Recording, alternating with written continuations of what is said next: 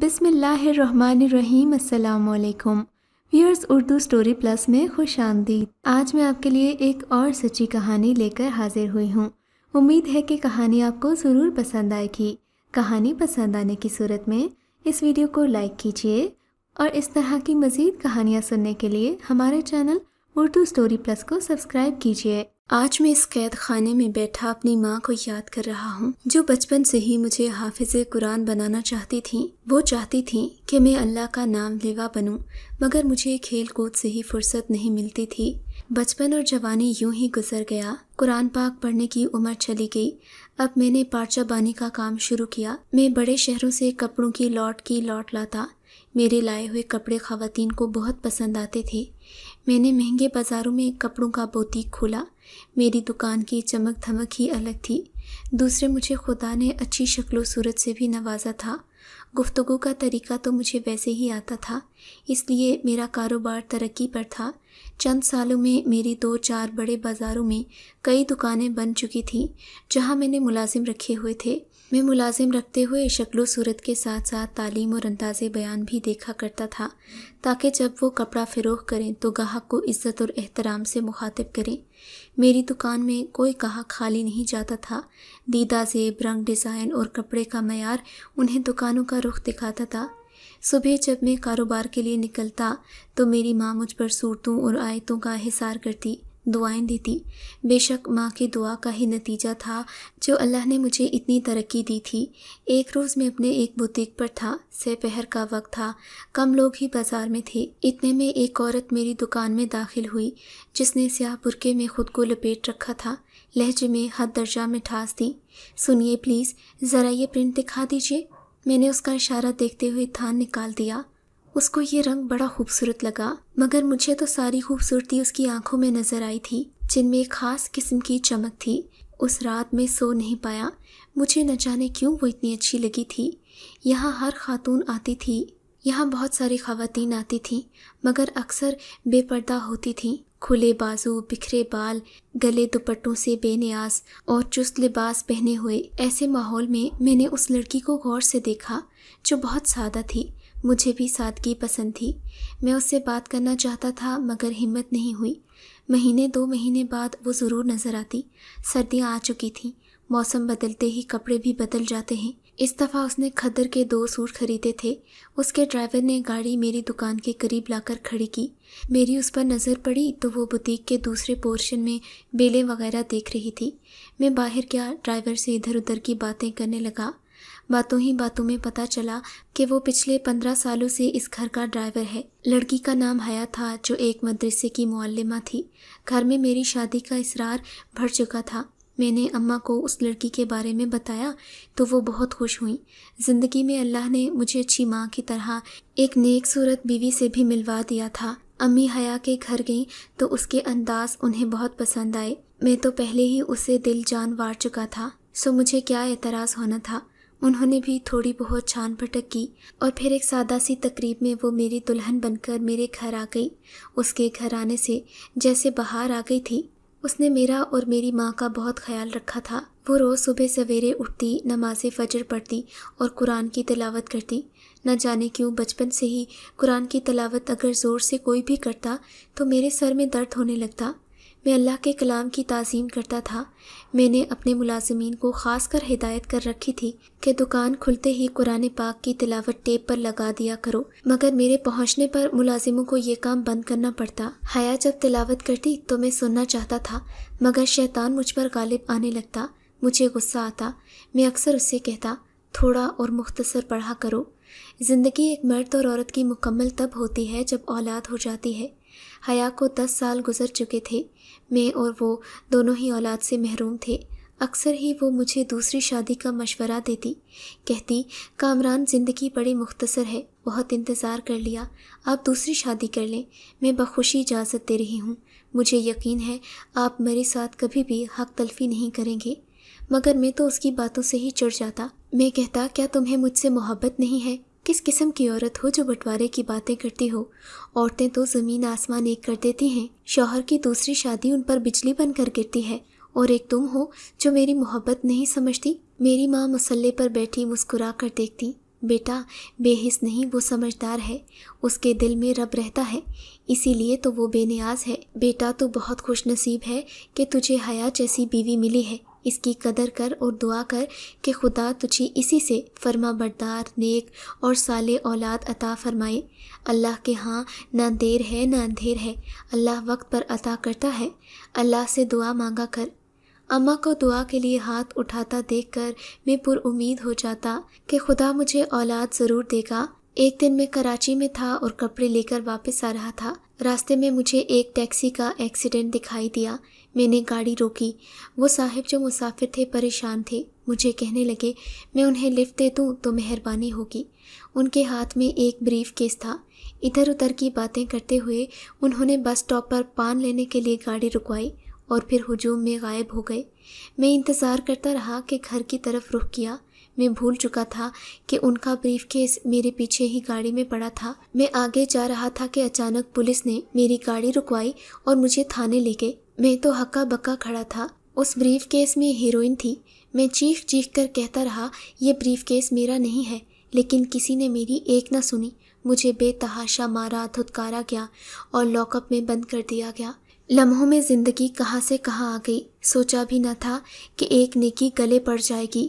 میں مارے صدمے کے کمزور ہوتا چلا گیا اور خاموش رہنے لگا۔ اب مجھے اس دنیا میں کچھ نظر نہیں آتا تھا سوائے دھوکے کے۔ ایک قیدی کی زندگی عبرت کے سوا کچھ نہیں ہوتی۔ یہاں نوچنے کھرچنے والے درندے رہتے ہیں۔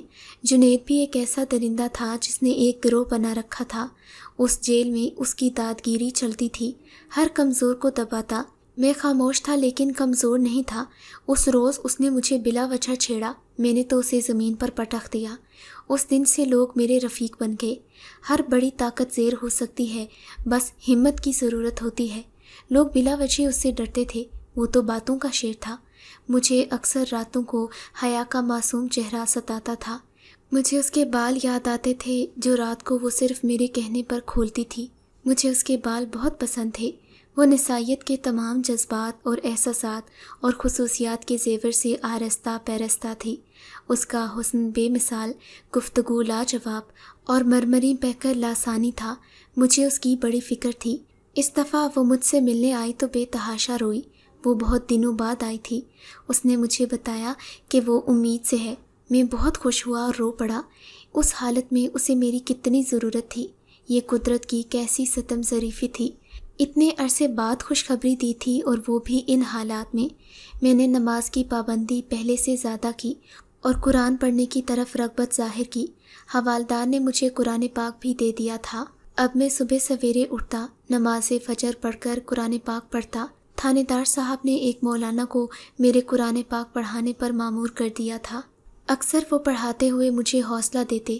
پروردگار عالم نے اس جہان فانی میں آرام، تکلیف، رنج و غم، دوست، دشمن، بیماری، تندرستی، طرح طرح کی راحتوں اور مصیبتوں کو پیدا کیا ہے اور انسان کو اس میں مبتلا کیا ہے۔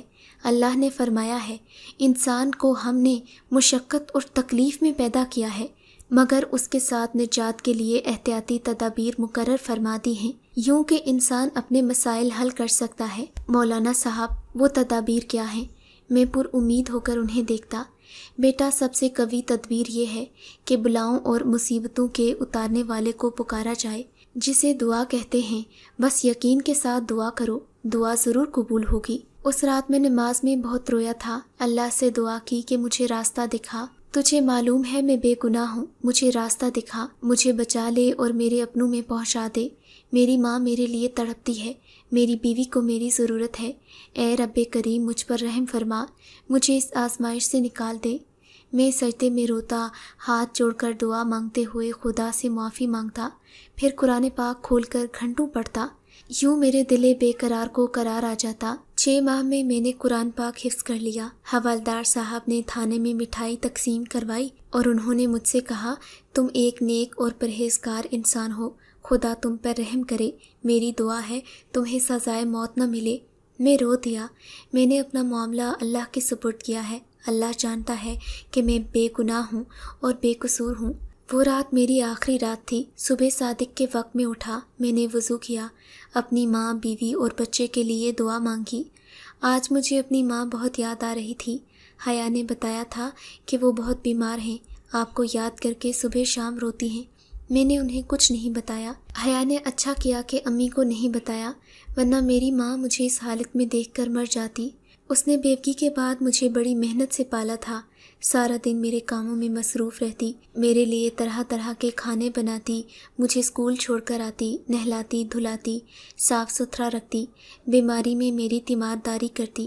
اس کا اٹھنا بیٹھنا سونا جاگنا سب میری ذات کے گرد تھا۔ وہ سب کیسے برداشت کرتی؟ غم سے اس کا سینہ پھٹ جاتا۔ ٹھیک 8 بجے مجھے سپاہی لینے آ گئے۔ لاک اپ میں کھڑے سب قیدی اداس تھے، ان سب کو مجھ سے انس ہو گیا تھا۔ میں نے جاتے ہوئے سب سے مصافحہ کیا، ہر آنکھ نم دیتا تھی۔ میں اداس اور غمزدہ تھا۔ کیا خدا میرا ساتھ دے گا؟ یہ پل، یہ چند لمحے جو میری سانسوں کے رہ گئے تھے، اس میں اللہ ہی کوئی کرشمہ دکھا سکتا تھا۔ تھانے دار صاحب، ایک جلاد، ایک ڈاکٹر اور سپاہی میرے سامنے کھڑے تھے۔ میں نے آنکھیں بند کر لیں۔ جلاد نے سیاہ رنگ کا کپڑا میرے منہ پر چڑھا دیا۔ میں نے سورہ یاسین دل میں پڑھنا شروع کی تاکہ زندگی سے موت کا سفر آسان ہو جائے۔ اب میری سوچوں میں رشتے ناتے مدھم پڑ رہے تھے، سانس اکھڑنے والی تھی۔ جلاد نے تختائے دار پر کھڑا کیا اور رسی میرے گلے میں ڈالی۔ میں نے کلمہ شہادت پڑھا اور آنکھیں زور سے بند کر لیں۔ پھندا کھینچتے ہی مجھے لٹک جانا تھا۔ اچانک مجھے قدموں کی آہٹ سنائی دی، مگر یہ کیا؟ تھانے دار صاحب نے رسی کھول دی اور مجھے تختائے دار سے اتار لیا۔ اصل مجرم پکڑا گیا ہے، جس نے بیان دیتے ہوئے پولیس کو بتایا ہے کہ اس نے تمہیں کیسے پھنسایا تھا۔ آنے والے پولیس اہلکار نے کہا تھا۔ میں سجدے میں گر گیا۔ بلا شبہ میرے اللہ نے مجھے بچا لیا تھا، وہی مصیبت میں کام آنے والا تھا۔ میں بے گناہ تھا، اس نے میرا ساتھ دیا تھا۔ تھانے میں اس روز جشن کا سا سما تھا، مٹھائیاں تقسیم ہوئیں۔ مجھے تھانے دار صاحب نے رخصت کرتے ہوئے دعا دی۔ حافظ صاحب، آپ بہت خوش قسمت ہیں، خدا نے آپ کو پھر سے زندگی دی ہے، ہمیشہ خوش رہیے۔ میں گھر پہنچا، میری ماں مجھ سے لپٹ کر بہت روئی، مجھے چومتی، دعائیں دیتی۔ ہاں، یہ میری ماں کی دعا تھی کہ میں واپس لوٹ آیا۔ حیا کی گود میں میرا ننھا منا سا بیٹا کھیل رہا تھا۔ میں نے اپنے بیٹے کو پیار کیا، حیا کا شکریہ ادا کیا جس نے میری غیر موجودگی میں پردے میں رہ کر کاروبار بھی دیکھا اور گھر کا بھی خیال رکھا۔ بیٹا، اس کا نام ہم نے محمد ادریس رکھا ہے۔ اماں، یہ نام بہت اچھا ہے، ادریس کو میں ضرور حافظ بناؤں گا اور پھر دنیاوی تعلیم بھی دوں گا۔ میں نے ادریس کے ہاتھ چومتے ہوئے کہا تو میری ماں بھی مسکرا دی۔ اب میں روز گھر سے نکلنے سے پہلے اماں کو قرآن سناتا ہوں، وہ مجھے دعائیں دیتی ہیں کیونکہ میں حافظ بن گیا ہوں۔ کبھی کبھی سوچتا ہوں شاید خدا نے مجھے اپنی کتاب حفظ کروانے ہی جیل بھیجا تھا۔ آج میں خدا کا جتنا شکر ادا کروں کم ہے۔ اگر آپ کو یہ کہانی اچھی لگی ہے تو ہماری ویڈیو کو لائک کیجیے اور اس طرح کی مزید کہانیاں سننے کے لیے ہمارے چینل کو ضرور سبسکرائب کریں۔